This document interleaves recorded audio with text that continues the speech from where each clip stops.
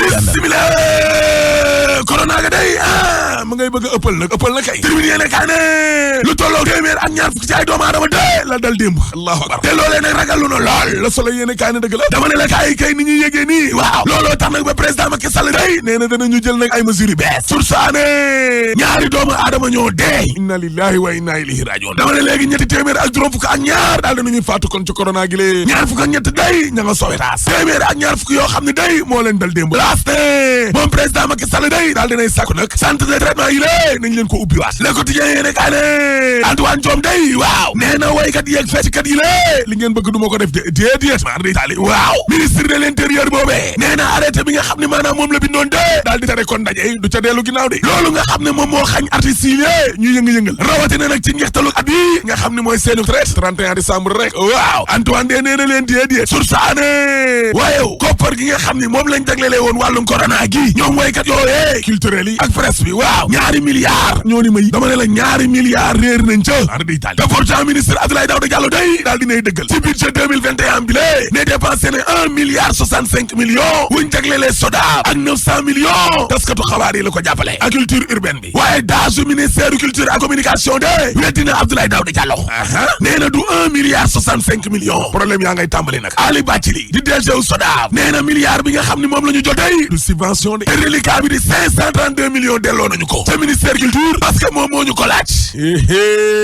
coowa ngay am nag Mamadou Ibra Kane président SADEPS njiital patron de presse yi waaw nee na damaa bëgg mu leer taskatu xabaar yi junni milliards yi nga xam ni kon moo dikki kon ci Covid gi lée joxuñu ñu ci dërëmu Mali laa la wax enquête yéene kaa ne en tout cas artistes yi day waaw ña ngay sukuraat moo tax nee nañ nguur gi nag lu ëpp tuuru stop te danañ amal nag seen doogaanu ñaxtu boobee waaw parce que seen ndaje mi démb ak Antoine Diome day jurul dara ba dara booloo jeex laa la wax les ko yéene kaa ne wàllum nju njaay day escroquerie faux et usage de faux ci document administratif waaw contrôleur impôt ba day doon toppandoo signature Mamboy Diaw ma nga ca kaso ba de Babacar Dia ak juróom ci ay complice am dama ne caabi féete na leen ginnaaw benn ñaar ñi ngi koy wër nag bu baax a baax te gis nga day mbirum nju njaay googee waaw ci téeméer ak juróom ñett fukk ci ay millions la laa wax laa ilaaha illallaah moom la ñu naxee benn jigéen boo xam ne day dañ ne woon dañ koy jaay ñetti terrain libération yi ne kaa ne banditisme foncier la de wàllum suuf si la mbirum wuyu ci ñaari opération ci wàllum suuf ca Ngor waaw koppar gi kay ci ñeenti téeméer ci ay millions la woon moo indi lii de moo indi coow la kay nga ARMP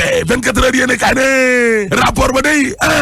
mbirum yaa ma neex moo ne ca ginnaaw waaye Macky Sall démb dëj na ministre mi ci ànd day ci rapport ARMP bi waaw le témoin yéene kaa ne Sonacos day ma ngay sukuraat nag ci dee la jëm mar day taali amuñu jiwu di gren doom bu góor la fa box boobu li ne waaye sàngara si nga xam ne dañu koy dugal ci ay fawukaayu xale di ko jaay nag maar di Italie le quotidien yéene kaa ne réseau ba nga xam ne moo ko doon def day jàpp nañ leen de ña jàppoon te dialogue ba day yàqu nañu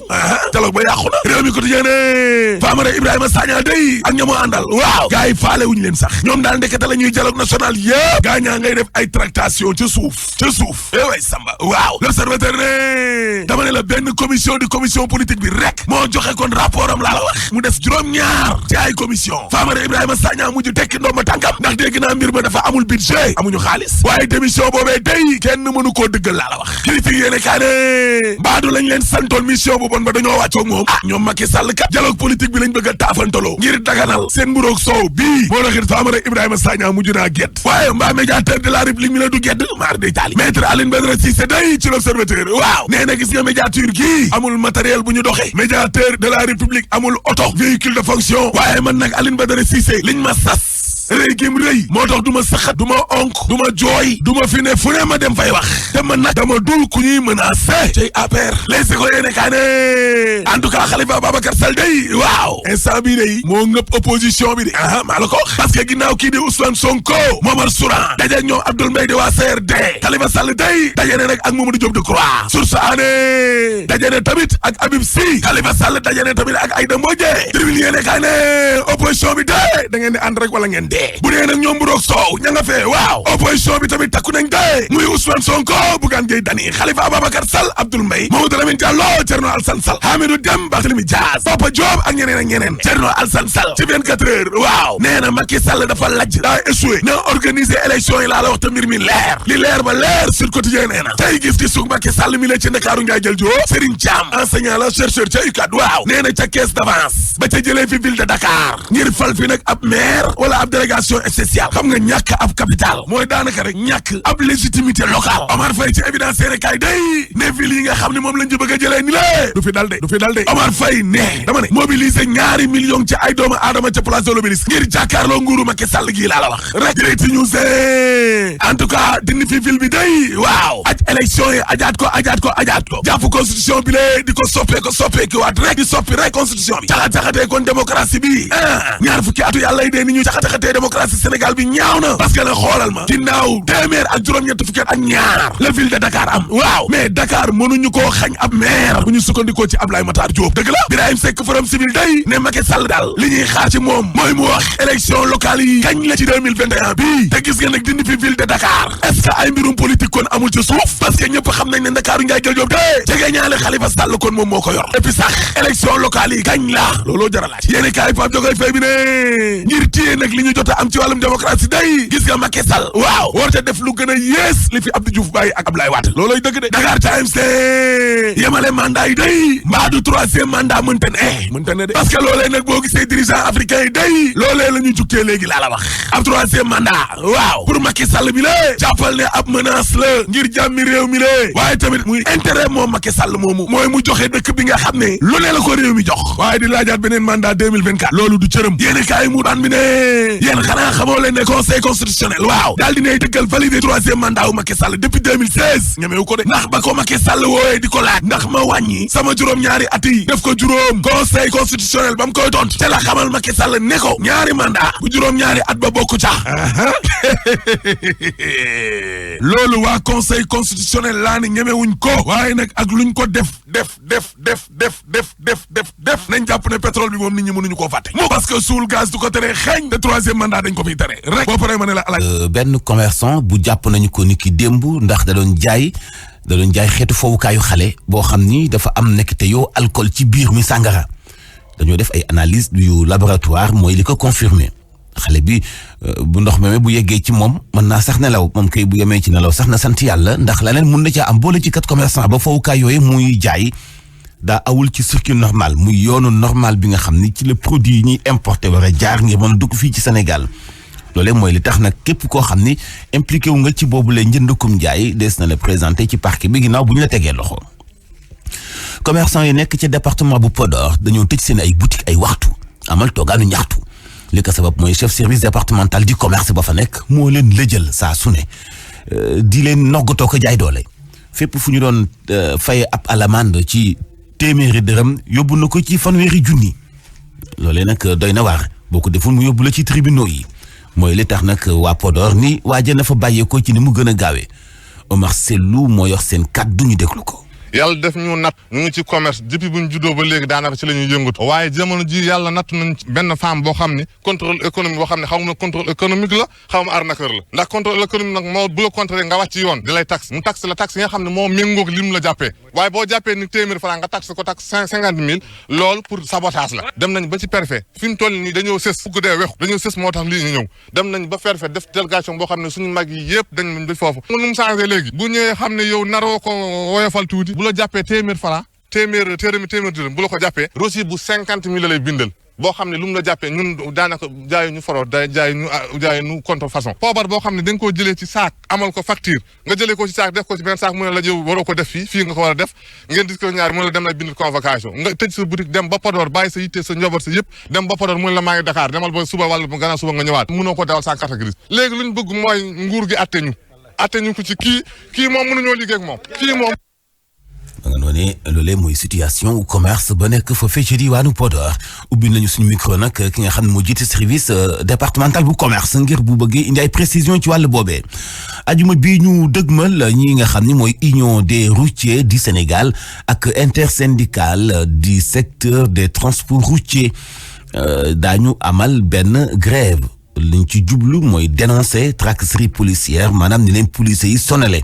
di immobiliser seeni ay wata te fa ñuy taxaw balaa ñu jëli seeni ay kayit agents municipaux yi fekk leen fa sabo leen mu mel ni benn xeetu deal boo xam ne dañ leen di paasante ci seen diggante ngir arnaquer leen nekk seen xaalis loolee la ñuy dénoncer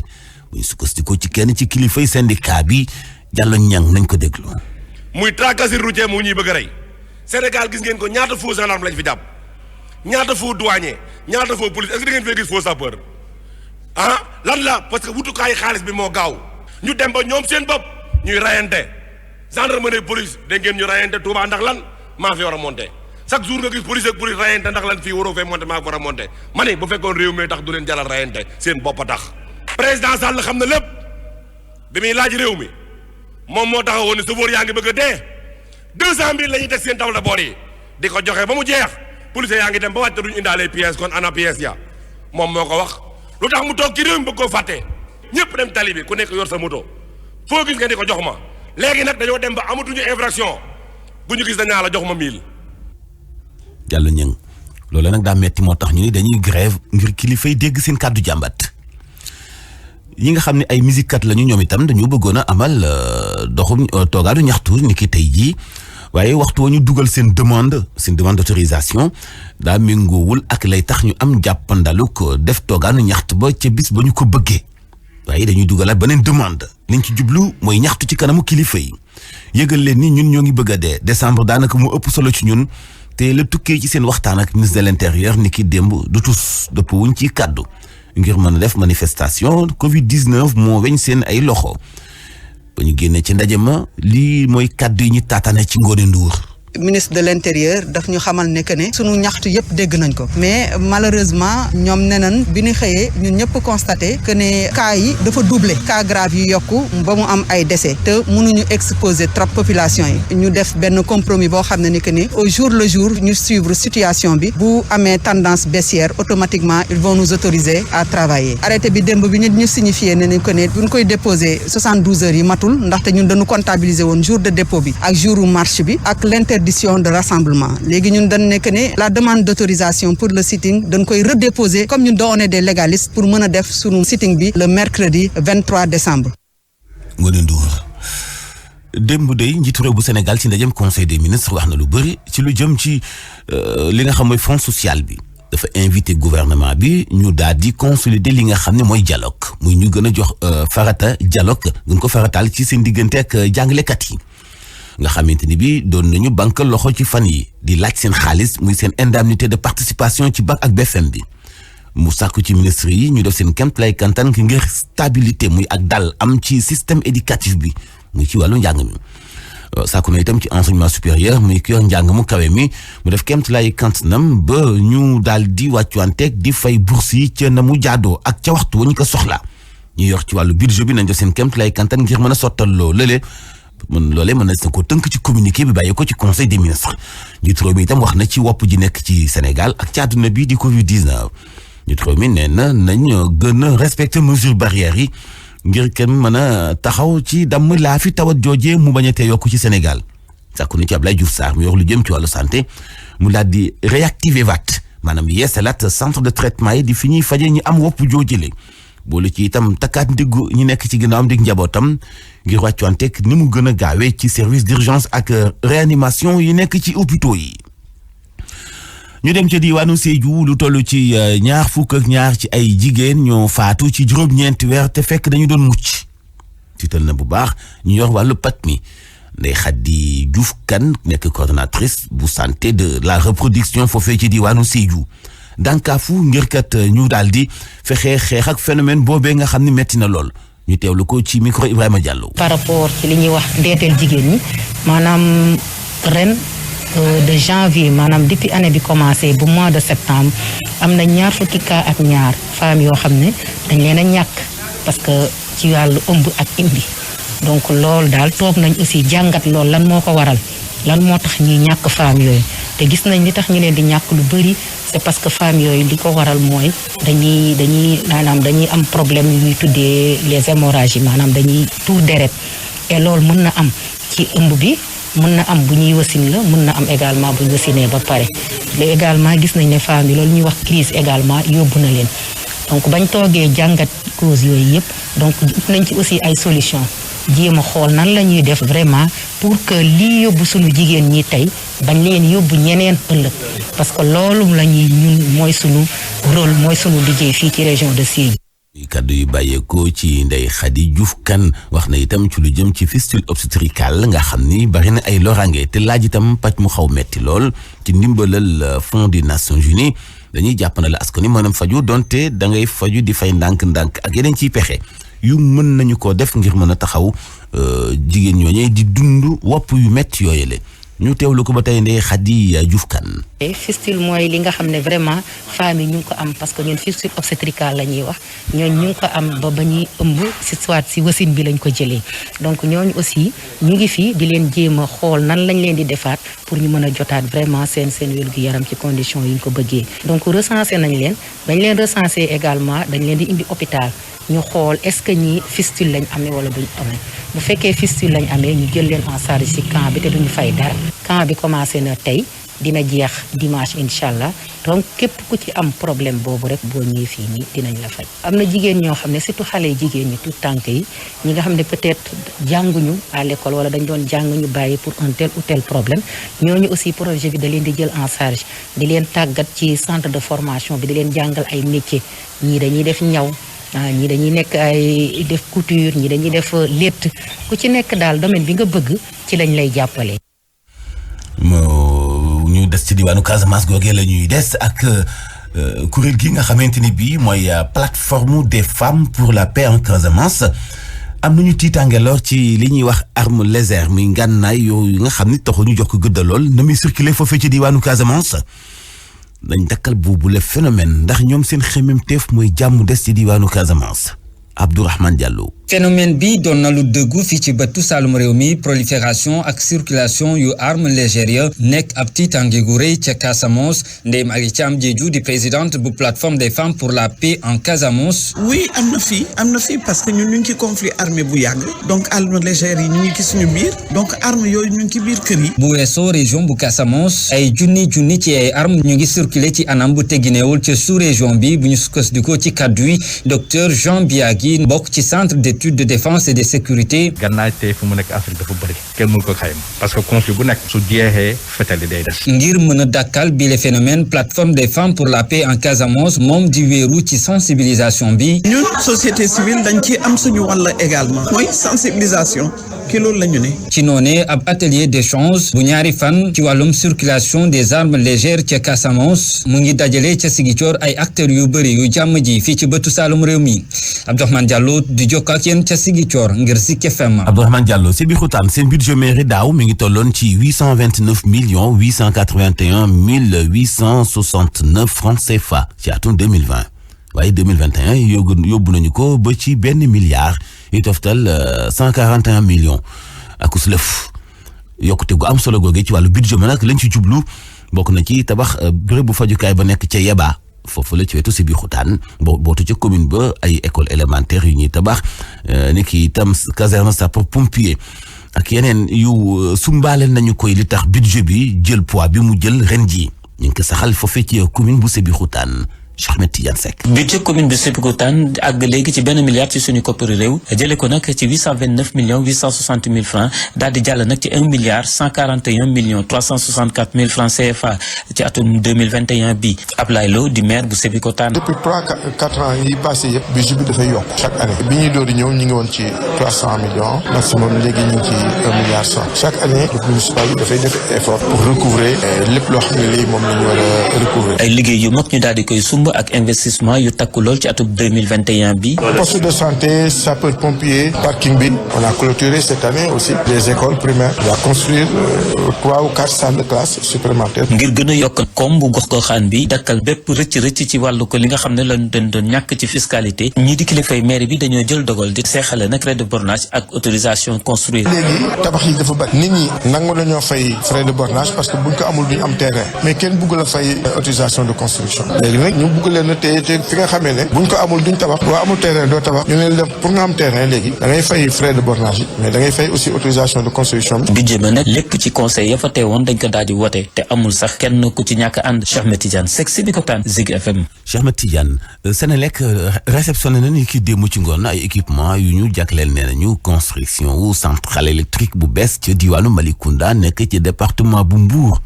centrale la buy am capacité lu toll ci 120 mégawatts lu may loolee nee nañu am na yeneen ci ay xemmeemteef yu ñu am ngir fexe ba nit ñi am courant bu doy mën ko itam économiser Alassane Balde nga fa woon. méngale doxalinu Senelec ak jamono ji ñu toll taxawaay guni men la Senelec daal di taxawee jamono ji naka noone sax mu daal di xamle ni avril bi ñu dëmmal daañu tàmbali rek jëfandikoo li nga xamante ni mooy gaz ngir rek daal di doxal yenn ci ay centrale am. bateau bii ngeen gis seen ginnaaw à partir d'avril moom dina ñëw commencer fonctionner à gaz ak centrale Bel Air bi. ci wàllu googee sax daal nañu dalloo lu toll ci juróom-ñaar ci ay machines yu yees seen capacité daal di toll ci téeméer ak ñaar fukk ci ay mégawatt. dina fekk suñu machines yi yëpp nga xam ne moom lañ jore ci parc bi mun a pare ba nga xam ne bu gaz bi ñëwee rek dinañ ko mun a utiliser. projet bu ni mel nag ñu daal koy xayma ci téeméer ak benn ci ay milliards ñu jàpp ni bu yembee dana bokk ci luy mën a yombal njëgu courant bi ci aji jëfandikoo yi. bu ñu ñëwee am ay machines yu am doole yu dëgër yu économique coût yu ñuy defaree courant bi dina war a gën a wàññeeku te loolu bu soobee yàlla dinañ ko mën a delloo ci consommateur. lu jëm nag ci yooyu le équipement ñu jàpp ni nag tàmbali nañ ko jële fii ci port mu Ndakaaru di ko yóbbu fi nga xamante ni mooy ca Malicounda ñu fas yéene fa tabax ak centrale électrique bu yees. Alassane Balde maa ngi lay jaajëfal. Nigéria nee na dina ci tëj frontière am ak Bénin Cameroun ak Niger muy toll ci 4 poste frontière yoo xamante dañu ko tëj lañ ci jublu nag moo di ni mën a defaraat seen koom-koom ca na mu baaxee. boole ci itam contrebande yi nga xam ni dañuy def ay attaques ak yu mel noonu entre temps ñu jubbanti seen wàllu koom-koom ndax Nigéria dundu gënam fa yokkoo fa ni jéggi na dayoo dana leen jàppandala ñu xool ni ñi mën a saytoo seen yëf balaa ñu duggaat ci seen këf kooke ñuy wax zone de libre échange continental fii ci Afrique bu lu may loolee itam nee nañu loolee mënta ñàkk ndax seen koom-koom ngi ni muy sooxee jamono ji moo ko sabab. armée bu Soudan daal dinay nangu nii dañu tombé ci benn embuscade muy benn ndëgg sarax goo xamante ni bi armée bu Éthiopie ñoo leen ko tendre ci seen frontière boobee nga xam ni neexoowuñu bu baax benn communiqué la waaye defuñu ay précision ci communiqué ba ginnaaw bi ñu leen tendre piège ñaata nit la ñu rey ci ñoom ñooñee di ay soudanais. RDC am na benn semaine boo xam ni député congolais yi bi ñu taxawalee bi ñu daanelee seen président assemblée nationale ba fa nekkoon te ka fa wuutu doon ki toppoon ci moom li ci des nag mooy jamono ji am na beneen antam boo xam def nañu ko ci pexem xeex lépp lu jëm ci wàllu corruption. fukki simila ak juróom-ñett moo toftalu ci juróom-ñett ci waxtu. Voici Trafic News. waa trafic salaamaaleykum. waaleykum salaam wa rahmatulah sëñ El Hadj Mansour. ziar naa la bu baax bàyyi naka xibaaru tali bi. Voilà, merci beaucoup Elas. Daal dina progresser en passant au niveau de Mariama Niass vers l'ascenseur de Yaraax foofu la ça circule lentement ay woto yu bëri ñoo fa nekk suba ak tey di progresser rek daal di wutali centre ville ginnaaw aussi ñi nga xam ne ñoo bëgg a progresser wàcc mbartal mi rek daal di circuler sur les deux voies cité des eaux mu ngi leen yóbbu du côté de Castor foofu la aussi xaar leen fa des lenteurs yéex na bu dee aussi rond-point sortie de Marie c'est un peu compliqué tout autour du rond-point pour sortir c'est passer par là surtout nag 91 bi nga xam ne moo rallié vers l'ambulance Kapa jaare ko service technique foofu la aussi xaar leen fa des lenteurs dans les deux sens bu dee nag da ngeen bàyyi ko du côté de Maristes foofu la moom la patience s'impose takk der ñoo fa nekk bloqué ñenn ñi ngir rek ñeneen ñi aussi daal di mën a wéy seen circulation bu ngeen ko dépassé na amatul jafe-jafe mun ngeen di progresser tranquille élage.